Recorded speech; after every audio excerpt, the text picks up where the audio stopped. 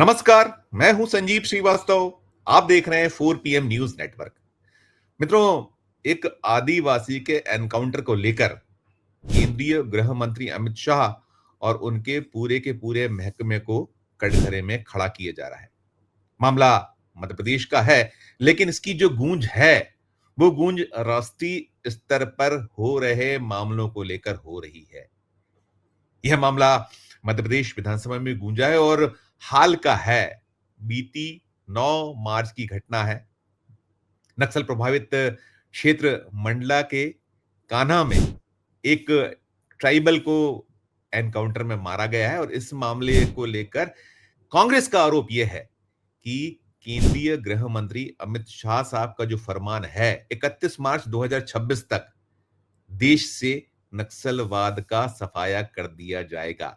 और अमित शाह जी की चेतावनियां, उनका यही नक्सलवादियों से बार बार अपील रही है कि वे सरेंडर कर दें, इस लाइन को छोड़ दें, सरेंडर हो जाएं, नहीं तो फिर उन्हें बख्शा छोड़ा नहीं जाएगा। तो जो केंद्रीय गृह मंत्री जी का फरमान है वो अब कह सकते हैं कि जो जो नक्सल प्रभावित राज्य हैं, नक्सल प्रभावित क्षेत्र हैं, वहां वो पुलिस के लिए भी गले की हड्डी बना हुआ है। और कहीं ना कहीं जो मध्य प्रदेश के मंडला क्षेत्र है, मंडला जिला है, उसके कान्हा में जो कुछ हुआ है उसे लेकर यही आरोप, यही आक्षेप केंद्रीय गृह मंत्री, उनके महकमे, मध्य प्रदेश पुलिस पर लगाया जा रहा है। इस मामले में दिलचस्प बात यह है कि यह मामला जब राज्य विधानसभा में चर्चा में आया, इस पर मंगलवार को चर्चा हुई है। एक ध्यान आकर्षण के माध्यम से मामला विधानसभा में लाया गया था और जो कांग्रेस है, मुख्य विपक्ष है, उसने यही कहा कि एक निर्दोष को मार दिया गया बिना ये पता लगाए कि वो वास्तव में नक्सलवादियों से जुड़ा हुआ है भी या नहीं है। अब कहीं ना कहीं इस मामले की जब गूंज हुई, ये मामला लाया गया और खासकर जो कांग्रेस के विधायक हैं ओमकार सिंह मरकाम, ये आदिवासी विधायक हैं और इसी क्षेत्र से आते हैं। इन्होंने इस पूरे मामले की लगातार शिकायतें की हैं और शिकायतों, उनके द्वारा जो प्रमाण दिए गए उसके बाद जो राष्ट्रीय मानव अधिकार आयोग है वो हरकत में आया था, उसे आना पड़ा था।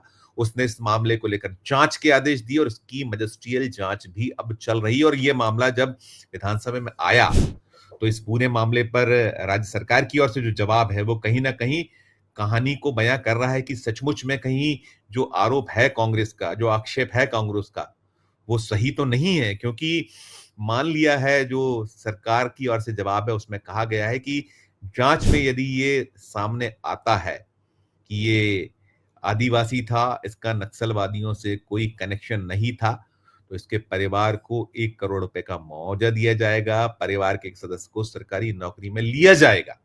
और दिलचस्प ये भी है कि इस पूरे मामले में निकल कर ये भी आया है कि मुख्यमंत्री स्वेच्छानुदान से इस परिवार को 10 लाख रुपए की सहायता दी गई थी। अब आप सोच लीजिए कि जो कांग्रेस की ओर से आरोप लगाए जा रहे हैं उसमें दम लगता है। क्योंकि जब भी कोई इस तरीके के अनुदान दिए जाते हैं या कहीं कोई इस तरीके की सहायता दी जाती है तो उस परिवार की पूरी पड़ताल होती है, कलेक्टर के माध्यम से सरकार को प्रस्ताव जाता है। मुख्यमंत्री स्वेच्छा अनुदान से 10 लाख रुपए दिए जाना, ये कहीं ना कहीं इस बात की तस्दीक करता है कि वो जरूरतमंद परिवार रहा था, उस वो वास्तव में आदिवासी है, आदिवासियों के लिए जो जो योजना है उसका वो लाभ पा रहा था। तो क्या कुछ कर रहा था डिस्ट्रिक्ट एडमिनिस्ट्रेशन, क्या कुछ कर रही थी पुलिस यदि वो नक्सलियों से मिला हुआ था।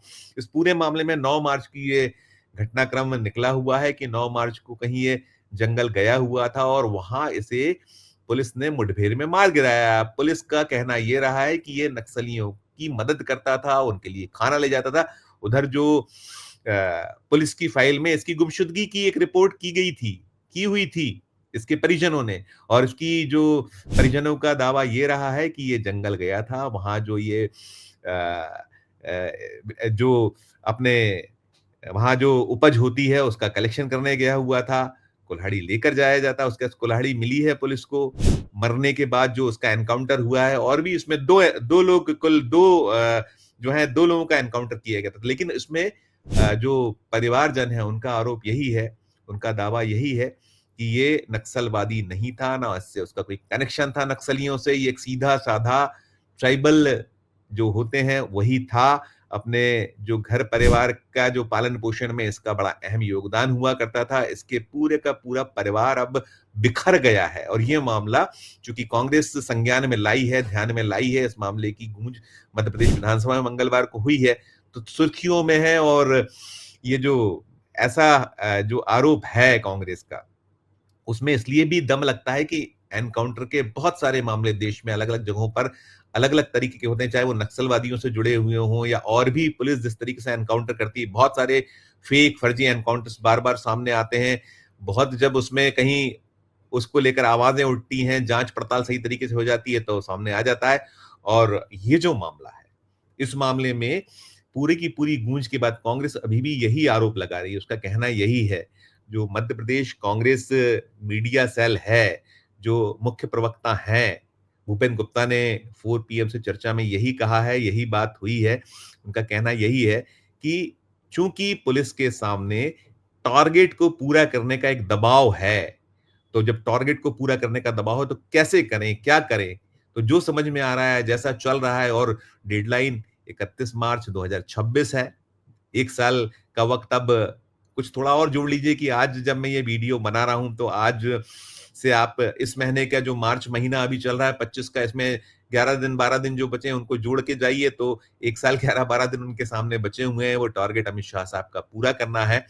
तो यही कह रही है कांग्रेस और यही आरोप लगाया जा रहा है, जो एक्टिविस्ट हैं, जो ऐसे मामलों में आवाज़ें उठाते हैं, जो ऐसे जो पीड़ित हैं, उनकी मदद करते हैं, उनके लिए आवाज़ बनते हैं, उनका भी यही आरोप है कि ये पूरा का पूरा एक गोरखधंधा मध्य प्रदेश के जो नक्सल प्रभावित क्षेत्र हैं, वहाँ तो चल ही चल रहा है।